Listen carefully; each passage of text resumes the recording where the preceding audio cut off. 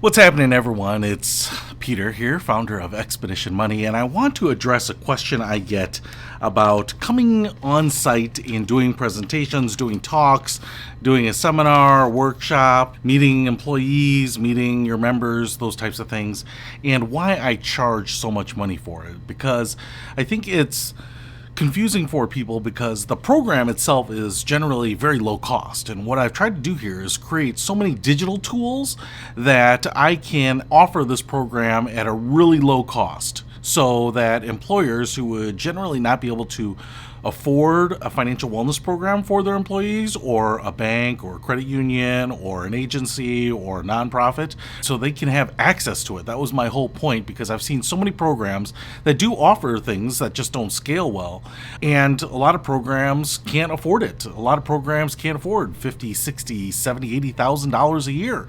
Some financial wellness programs start at $100,000 a year, and that's because there are some digital components, but they also do a lot of things that are labor intensive that they don't really need to do. One of the things that I think about a lot are webinars. So a lot of companies will say, hey, we'll host some live webinars, we'll talk about your company, we'll integrate some of your talking points, and that might be great, but that 30-minute webinar might only have 5, 10 people on it, 20 people, 100 people. It depends on how big your organization is, but it's probably not going to be a huge percentage of your people. And whether it's all your people, 10,000 people on that webinar, or one person, the amount of effort that the organization has to put into it is the same. And it's the same for me. If I'm going to do a live webinar for you, it doesn't really matter how many people you're going to have on it. I've got my time and effort that I have to put in it. And a lot of people think, hey, you're just doing 30 minutes. Why can't you do 30 minutes?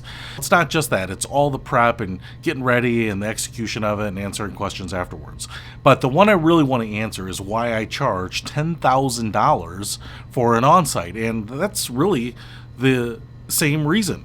It's because it costs me so much time and effort to do it. And let me give you an example of one that I did, and I had to go out to the East Coast.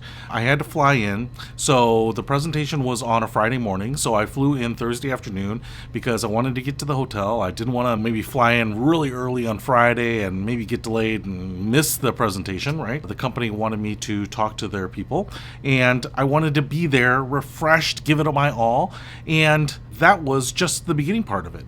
What you didn't see is me working on a presentation for the 10 days before that, not 10 full days, but building a presentation over a few days and refining it and getting the talking points down and getting the things that the company wanted to discuss in there, and make sure that I was checking all the boxes and making sure that there was something interesting, something of value, right? Some practical tips for people, and to keep it engaging. And you try to make that whole recipe work, and it's not that easy, and it's certainly not something you can just slap together. And so you want to make sure that you do a good job. I have a week of manpower in the thing by the time I'm just getting ready to leave and packing my bags. And so then Thursday, I drive to the airport, park my car, take my bags. Sometimes I'm bringing some signs or some handouts, or if they want to hand out books or some of the coloring books or the adult books or whatever it might be. I've got to bring some of that or have it shipped before, so there's some expense in that. And then, like I said, checking into the hotel.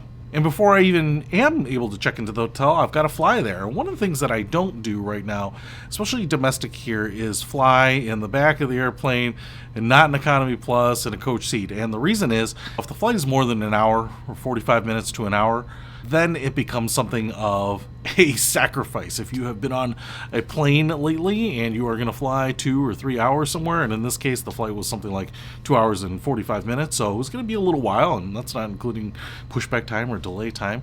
And so I want to be productive, and for me, sitting in the small seats means that I can't get out my stuff, I can't set up my computer, I don't have enough space to work or to be comfortable or to review documents or get prepared.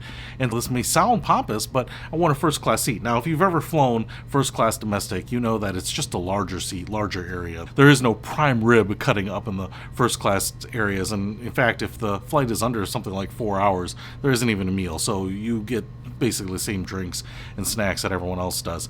So it's really just having more space, and that just allows me to repurpose that time and be productive, so that I can connect to Wi-Fi, I can do some emails, and so I don't lose all of that commute time. So I don't lose those 3 hours just to sitting there or having my headphones on and listening to music. I can actually do something productive, review the notes, review the presentation. And then I get to the hotel Thursday night, I check in, I want to make sure that the hotel is predictable, consistent. So my go-to really is Marriott because I get my points from them and I just know what to expect there.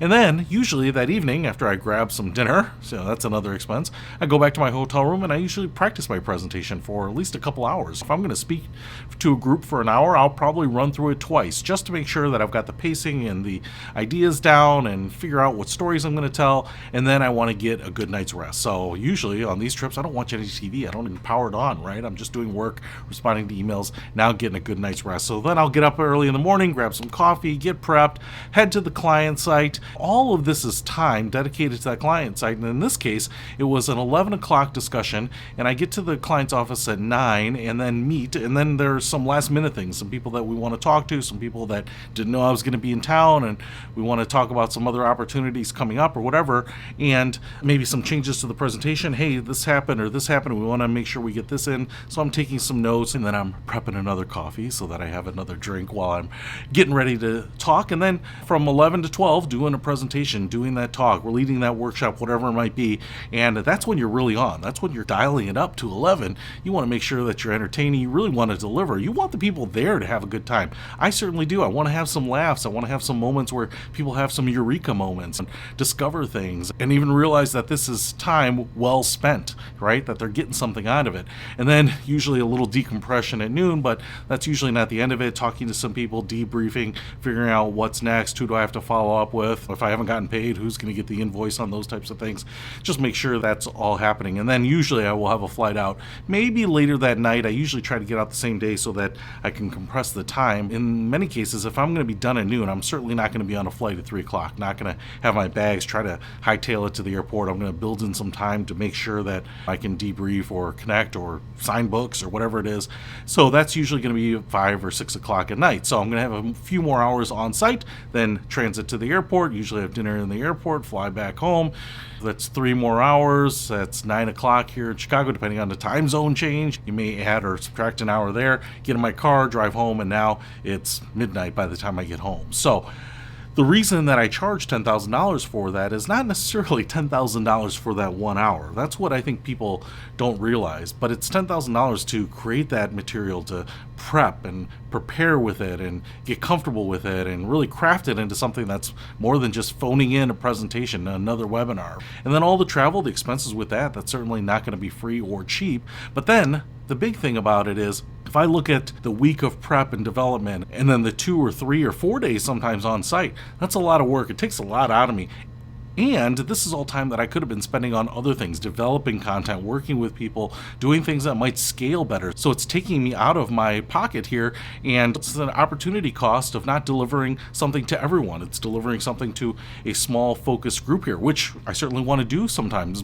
But I have a long list of things that I want to share with everyone, a long list of things that I want to create and get out there so that everyone can benefit. And anytime that I'm on the road doing something specific for a small audience just means that I can't spend time on things that are more universal. So that's why I charge so much. I have friends and family, and I like being at home with my son and my wife. So it's not something that I want to just jump at. And it's something that if I do have to do, I want to make sure that I'm doing a good job. So honestly, the $10,000, while it might seem like a lot, it might seem like I'm pricing this to not do it, the reality is I feel like that's just reasonably covering the costs. And to be honest, the prices may go up on that because I am continuing to get inquiries on this. So it's not as simple as like just dialing into a podcast and riffing for 30 or 40 minutes. It's a lot of extra work to go on site, and that's why the prices are what they are. I'm not trying to discourage people from having me come on site and do some things with you, but if I'm really honest, I think it's actually a really good deal for the employers or the companies or the organizations that want it. So I'm looking forward to doing some more on-sites with people here, but that is the real reason that I price them the way I do. So hopefully that helps. I'll see you later.